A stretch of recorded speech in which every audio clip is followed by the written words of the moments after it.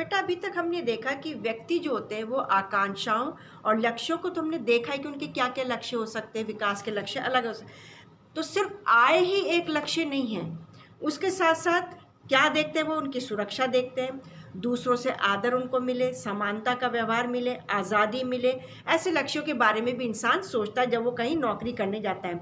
इसी प्रकार जब हम किसी देश या क्षेत्र के बारे में सोचते हैं तो हम औसत आय के अलावा कुछ और भी बातें देखते हैं। सिर्फ औसत आय ही ज़रूरी नहीं कि अगर औसत आय अच्छी है तो वो देश या वो राज्य अच्छा है। यहाँ पर हम 3 उदाहरण लेंगे, 3 राज्यों के उदाहरण लेंगे, हरियाणा,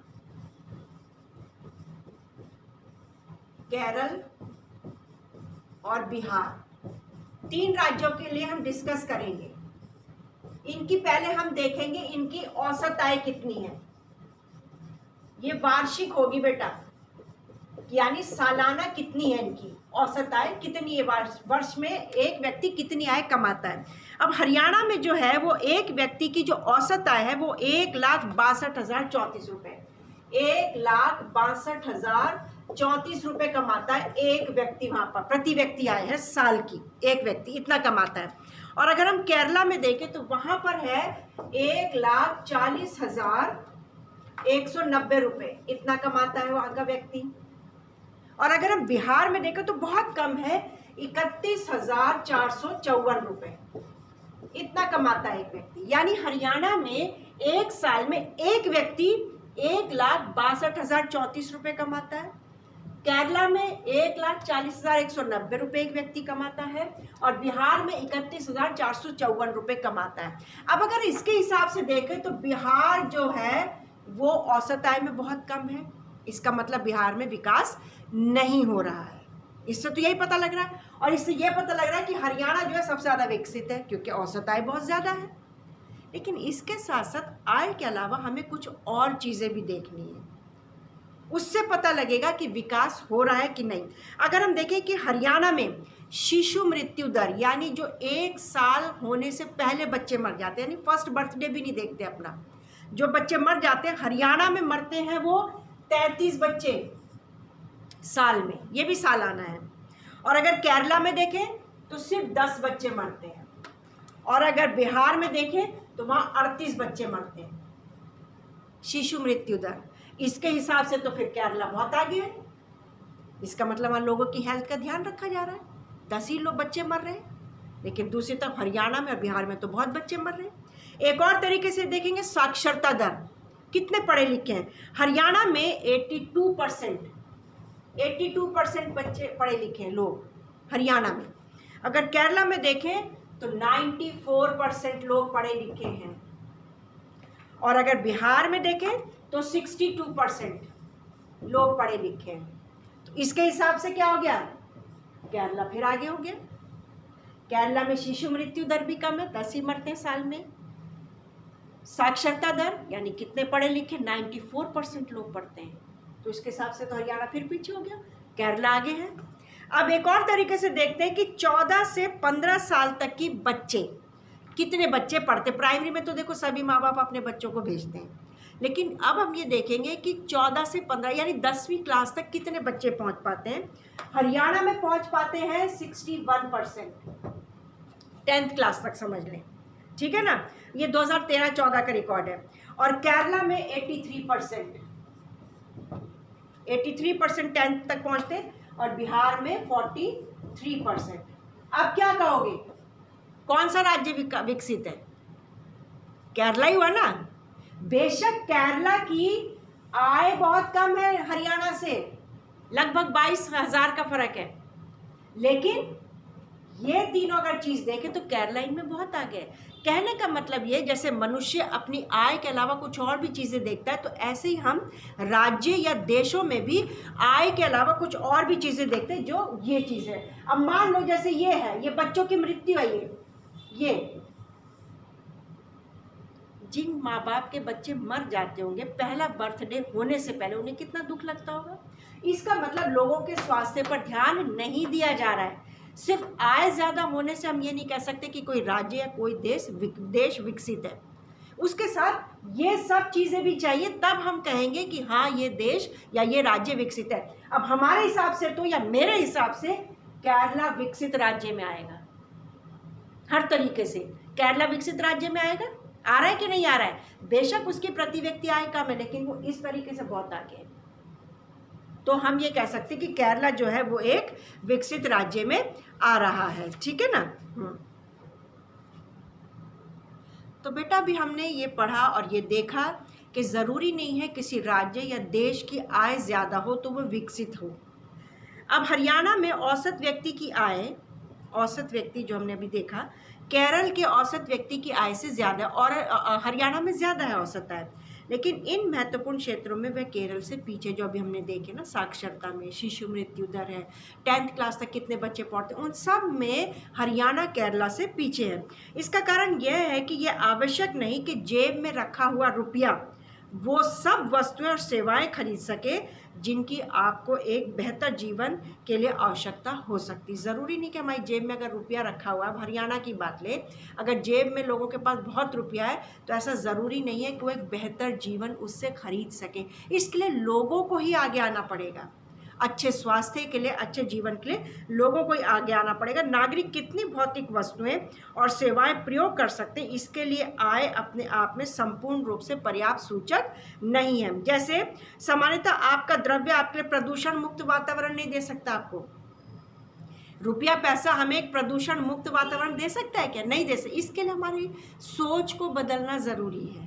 हमें खुद को ही होना चाहिए कि प्रदूषण मुक्त हमारा राज्य या हमारी सिटी हो, ताकि हमारे स्वास्थ्य पर इसका बुरा असर ना पड़े। तो हमारी सोच को बदलना ज़रूरी है। बिना मिलावट की दवाएं ये हमारे हाथ में नहीं है, तो ये भी हमारी सोच पे डिपेंड करता है। तभी तो हमारा राज्य, हमारा देश आगे बढ़ सकता है। ठीक है ना। हम बीमारियों से भी नहीं बच सकते। बेशक रुपया रखा हो, पैसा जेब में रखा हो, लेकिन अगर हमारी सोच नहीं बदलेगी और हम खुद ये नहीं सोचेंगे कि हमारा विकास किन बातों पर निर्भर करता है, हमारे लक्ष्य क्या है, तब तक हम इन सब चीज़ों का मज़ा या इन सब चीज़ों की सेवाएं नहीं ले सकते। वास्तव में जीवन में बहुत सी महत्वपूर्ण चीज़ों के लिए सबसे अच्छा और सस्ता तरीका इन वस्तुओं और सेवाओं को सामूहिक रूप से उपलब्ध कराना है। सामूहिक रूप से, यानी एक व्यक्ति नहीं कर सकता। दिल्ली में अगर एक व्यक्ति चाहे कि मैं बस कोरोना से मैं बचा रहा हूँ, तो ये नहीं हो सकता। एक सामूहिक रूप से इसका होना चाहिए पालन। अब मान लो जैसे अगर आप पढ़ना चाहते हैं, अब मान लो आप किसी गांव में रहते हैं, आप पढ़ना चाहते हैं लेकिन वहाँ के और बच्चे पढ़ना नहीं चाहते हैं, और ना माँ बाप चाहते कि उनके बच्चे पढ़े लिखे खेती बाड़ी में काम करवाएं उनके साथ, तो क्या आप पढ़ पाएंगे? एक अकेले के लिए तो स्कूल नहीं खुल पाएगा ना। जब तक आपके माँ बाप सक्षम ना हो, उनके पास इतनी इनकम ना हो कि आपको कहीं बाहर भेज सके, उस गांव से बाहर पढ़ने के लिए, किसी और राज्य में भेज सके पढ़ने के लिए, तो उनके पास रुपया पैसा होना चाहिए। अगर आप पढ़ना चाहते हैं और गांव के सभी बच्चे पढ़ना चाहते हैं, तो हर माँ बाप ये चाहेगा कि उसका बच्चा पढ़े लिखे, पढ़ लिख कर बड़ा अफसर बने या बड़ा अच्छा व्यक्ति बने, अच्छा इंसान बने, तो सरकार भी वहाँ पर स्कूल खोलेगी। तो ये एक सामूहिक कदम होता है। जैसे आज भी हमारे देश में कई गांव ऐसे हैं या कई स्टेट्स ऐसी हैं, कई देहाती इलाके ऐसे जहाँ पर आज भी लड़कियों को प्राइमरी से ज़्यादा पढ़ने लिखने की कोई इजाज़त ही नहीं है। आज भी वो पढ़ नहीं सकते लड़कियाँ। तो फिर भी हमारी सोच यहाँ वहीं पीछे आ जाती है, हमें वहीं पीछे नीचे गिरा देती, तो विकास कैसे होगा देश का? अभी हमने देखा केरल में शिशु मृत्यु दर कम है, क्योंकि यहाँ स्वास्थ्य और शिक्षा की मौलिक सुविधाएं पर्याप्त मात्रा में उपलब्ध हैं। स्वास्थ्य भी है और शिक्षा भी। जितने ज़्यादा लोग पढ़े लिखे होंगे उतनी उनको समझ आएगी कि नहीं, मेरे लिए गंदगी गलत है, मेरे लिए प्रदूषण गलत है, उतने हम अपने स्वास्थ्य पर ध्यान देंगे। जब हम स्वास्थ्य पर ध्यान देंगे तो मृत्यु दर कम हो जाएगी, जन्म दर ज़्यादा रहेगी। तो ये ज़रूरी होता है। ठीक है बेटा।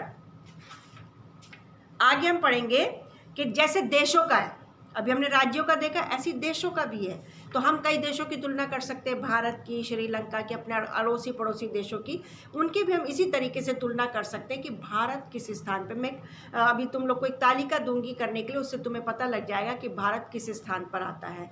अभी तुम्हें वर्कशीट में ये मैं दूंगी, ठीक है ना, काम करने के लिए। तो उससे हमें पता लग जाएगा कि जैसे हमने राज्यों की तुलना की, ऐसे हम देशों की भी तुलना कर सकते हैं। एक तालिका में इस बुक में मैं देख रही थी कि हमारे पड़ोस का एक छोटा सा देश है श्रीलंका, जो हर विषय में भारत से आगे है, और हमारे जैसे बड़े देश का विश्व में इतना नीचा अंक है विकास की दर से श्रीलंका हमसे आगे है। तो कैसे आगे? स्वास्थ्य के तरीके से, शिक्षा के तरीके से, हर तरीके से। और जब ये सब बातें होती तो अपने आप ऑटोमेटिकली आय भी, इनकम भी बढ़ जाती। तो इसका मतलब ये है कि आय के साथ साथ लोगों का स्वास्थ्य और उनका कल्याण भी बहुत ज़रूरी होता है। अब हम देखेंगे विकास की धारणीयता। हम विकास को जिस तरीके से भी परिभाषित करें, अभी के लिए मान लें कि एक विशेष देश काफ़ी विकसित है, हम निश्चित रूप से यह चाहेंगे कि विकास का यह स्तर और ऊंचा हो, या कम से कम भावी पीढ़ी के लिए यहाँ तक तो बना रहे, इससे कम ना आए, विकास का दर जो है नीचे ना गिरने पाए। अब अगर हम देखें कि 20वीं सदी के उत्तरार्ध से बहुत से वैज्ञानिक यह चेतावनी देते आ रहे हैं कि विकास का वर्तमान प्रकार और स्तर धारणीय है। यानी कि अगर हम सिर्फ पानी का ही एक उदाहरण लें, तो ज़मीन से पानी हम खींचते हैं। पहले जब मैं तुम्हारी उम्र की थी तो बेटा पानी जो था 24 घंटे नलों में पानी आता था, क्योंकि जो पानी का लेवल था वो ऊपर था, ज़मीन के काफ़ी पास था। लेकिन हम लोगों ने मोटर लगा लगा के, बड़ी बड़ी बिल्डिंग्स बना बना के, खेत हटा के, पर्यावरण को नाश करके ये सब हमने ख़त्म कर दिया और पानी का लेवल नीचे नीचे नीचे नीचे जाता जा रहा है। तो वैज्ञानिक जो है बार बार हमें ये कह रहे हैं कि ये एक टाइम आएगा, क्योंकि हम नवीकरणीय और अनवीकरणीय संसाधन पढ़ चुके हैं 8th क्लास में। संसाधन है, रिसोर्सेज हैं ये, तो इनका दोबारा होना बहुत मुश्किल हो जाएगा। तो भूमिगत जल का यदि बरसात द्वारा हो रही पुनः पूर्ति से अधिक उपयोग करते हैं तो हम इस साधन का अति उपयोग कर, मिसयूज़ कर रहे हैं, एक तरीके से मिसयूज़ कर रहे हैं हम पानी को। इसका लेवल नीचे नीचे नीचे नीचे जाता जा रहा है। तो ये भी एक विकास का लक्ष्य हो सकता है। गैर नवीकरणीय संसाधन वो हैं जो वर्षों से प्रयोग के बाद समाप्त हो जाते हैं। इन संसाधनों का धरती पर एक निश्चित भंडार, एक लिमिटेड भंडार है और इनकी पुनः पूर्ति नहीं हो सकती है। कभी कभी हमें ऐसे नए साधन मिल जाते हैं जिनके बारे में हमें पहले कोई जानकारी भी नहीं होती है। नए स्रोत भंडार में वृद्धि करते हैं, लेकिन समय के साथ साथ ये भी समाप्त हो जाएंगे। जैसे CNG आ गई तो एक नया आ गया ये, उससे पहले पेट्रोल से या डीजल से गाड़ियाँ चलती थी, लेकिन अब CNG। उससे पहले गांव में या इवन शहरों में भी बेटा स्टोव पर, अंगीठियों पर, चूल्हे पर ही खाना बनता था, लेकिन जब गैस आई तो ये सब खत्म हो गया। लेकिन एक टाइम आएगा कि CNG और LPG ये गैसेस भी तो ख़त्म हो जाएंगी अगर हम इनका दुरुपयोग करते रहेंगे। पर्यावरण में गिरावट के परिणाम राष्ट्रीय और राज्य सीमाओं का ख्याल नहीं करते। यह एक क्षेत्र या देशगत विषय नहीं रह गया है, हम सब का भविष्य इस पर जुड़ा हुआ है। विकास की धारणीयता तुलनात्मक स्तर पर ज्ञान का नया क्षेत्र है, जिसमें वैज्ञानिक, अर्थशास्त्री, दार्शनिक, अन्य सामाजिक वैज्ञानिक मिलजुल कर काम कर रहे हैं। बहुत सोच विचार हो रहा है कि अभी देख लो जो ये कोविड-19 चल रहा है, क्या है ये? एक वायरस है, लेकिन क्या है? सृष्टि सारी गड़बड़ हो गई ना, पर्यावरण सारा गड़बड़ हो गया, प्रदूषण इतना हो गया, ग्लोबल वार्मिंग हो रही है। इससे क्या हो रहा है? नुकसान इंसान का ही हो रहा है, हमारा ही हो रहा है ना। आज हम लोग घरों में बंद हैं, जेल में बंद एक तरीके से बैठे हैं पर्यावरण को नष्ट करने से। एक टाइम आएगा कि सारे संसाधन खत्म हो जाएंगे और भावी पीढ़ी के लिए, यानी फ्यूचर जनरेशन के लिए कुछ नहीं बचेगा। विकास या प्रगति का प्रश्न हमेशा चलने वाला प्रश्न है।